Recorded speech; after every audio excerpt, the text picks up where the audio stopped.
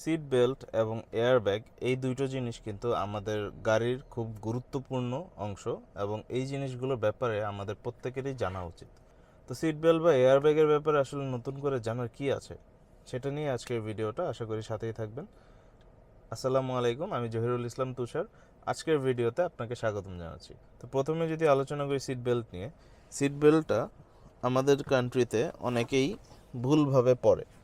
Seat বেল্টের পরার নিয়ম হচ্ছে, এই যে সিট বেল্টটা টান দেওয়ার পর যে ট্রায়াঙ্গেল শেপটা আসছে, এই শেপ আসার পরে এই ভেতর দিয়ে রাইট হ্যান্ডটা ঢুকানোর পর, আপনার ডান হাত ঢুকানোর পরে এই যে ক্লিপটা, এটা আপনি লাগিয়ে দিবেন।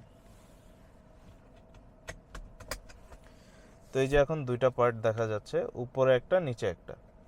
এই উপরের পোর্শনটার কাজ হচ্ছে আপনার বডির যে আপার পোর্শন, অর্থাৎ আপনার চেস্ট এবং আপনার পুরো বডিটাকে ধরে রাখবে গাড়ি। অ্যান্ড এই নিচের পোর্শনটার কাজ হচ্ছে আপনার লোয়ার পোর্শনটাকে ধরে রাখবে। তো যখন যদি আল্লাহ না করুক কোনো সময় অ্যাক্সিডেন্ট হয়, যদি আপনি হার্ট ব্রেক করেন বা গাড়ি যদি কোনো কলিশনের মাধ্যমে থামে, তখন কিন্তু আপনি জোরে ইম্প্যাক্টের কারণে এভাবে ঝুঁকে যাবেন। তখন এই উপরের পোর্শনটা আপনাকে টেনে ধরবে যেন আপনি বেশি না ঝুঁকেন। এটা হালকা রিলিজ করে অ্যাক্সিডেন্টের সময়, বাট ইমিডিয়েটলি একটা পজ দেয়। ওই পজের কারণে আপনি পুরোপুরি ঝুঁকে এভাবে স্টিয়ারিংয়ে বাড়িটা খাবেন না, বা অনেকে বুকে চাপ লাগে। এই কারণে এই উপরের পোর্শনটার কাজ হচ্ছে এটাকে হালকাভাবে আপনাকে ঝুঁকার পরে থামিয়ে দিবে। আর নিচের পোর্শনটার কাজ হচ্ছে আপনি যেন সামনের দিকে চলে না যান হঠাৎ করে টান লাগলে, কারণ সামনের দিকে চলে গেলে অনেক সময় পা ভেঙে যাওয়ার চান্স থাকে, অ্যাঙ্কেল ভেঙে যাওয়ার চান্স থাকে। তো এই দুইটা পোর্শন হচ্ছে আপনাকে গাড়ির সাথে আটকিয়ে রাখবে।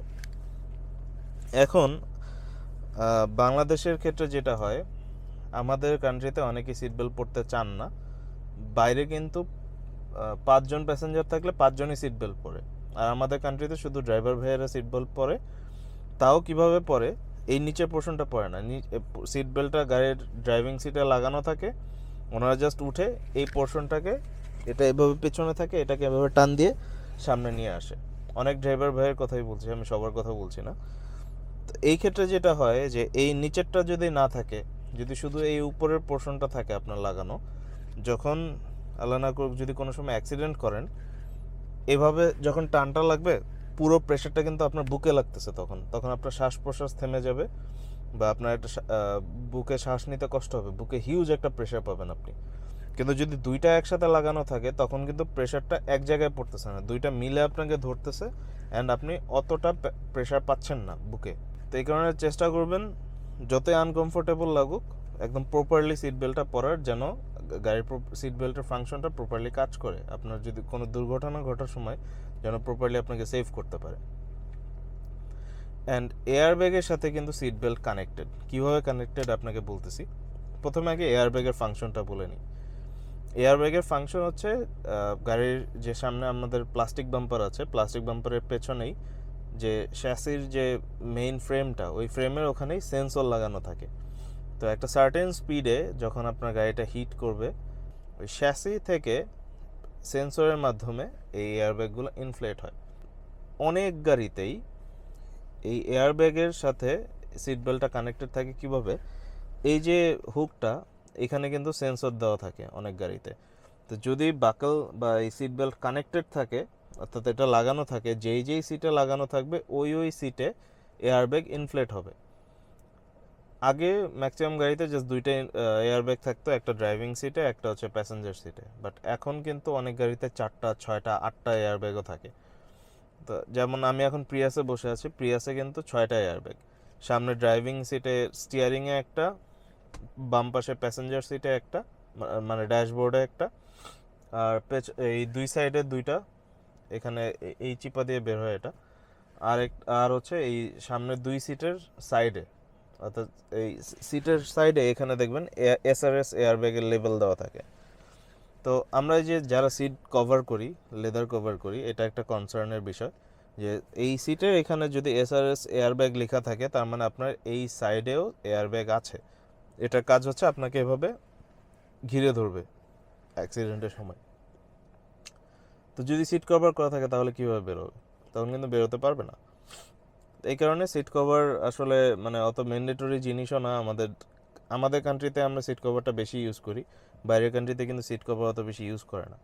আর সিট কভার আপনি হয়তো আপনার সিটের প্রোটেকশনের জন্য বা ভিতরে লেদারের প্রোটেকশনের জন্য আপনার সিট কভার লাগাচ্ছেন, কিন্তু অ্যাকচুয়াল ফ্যাক্ট হচ্ছে যে আপনার এই সিট কভার লাগানোর কারণে ওই ভিতরে যেটা আপনি প্রোটেক্ট করতে চাচ্ছেন ওইটার টেক্সচার বা কোয়ালিটি কিন্তু উল্টা আরও ড্রপ করতেছে। আর যদি ভিতরে লেদারের উপর আবার আপনি লেদারের সিট কভার লাগান তাহলে কিন্তু অনেক সময় ভিতরে মোল্ড হয়ে ফাঙ্গাস হয়ে যায়। আর আপনি যে সিট কভার করতেছেন এটাতে কিন্তু আপনি গাড়ির যে অ্যাকচুয়াল যে সিটিং ফিলটা বা কমফোর্টটা ওইটা কিন্তু আপনি পাচ্ছেন না। পাচ্ছে কারা? যখন আপনি এই গাড়িটা আবার সেল করে দিবেন, সেকেন্ড যে ইউজার উনি এই সিট আপনার পুরাতন সিট কভারটা ফেলে দিয়ে গাড়ির যে অ্যাকচুয়াল সিট কভারের ফিলটা তখন উনি ওটা উপভোগ করবে। আপনি এত দাম দিয়ে গাড়ি কিনে কিন্তু আপনি ওই ফিলটা পাচ্ছেন না। তো সিট কভার আমাদের কোনো ম্যান্ডেটরি জিনিস না, এটা না লাগালেও হয়, না লাগালেই বেটার, কারণ এখনকার মডার্ন টেকনোলজি ম্যাক্সিমাম গাড়িতেই এই এসআরএস এয়ারব্যাগগুলো সাইড এয়ারব্যাগগুলো থাকে। তো আমরা টপিকের বাইরে চলে গিয়েছিলাম।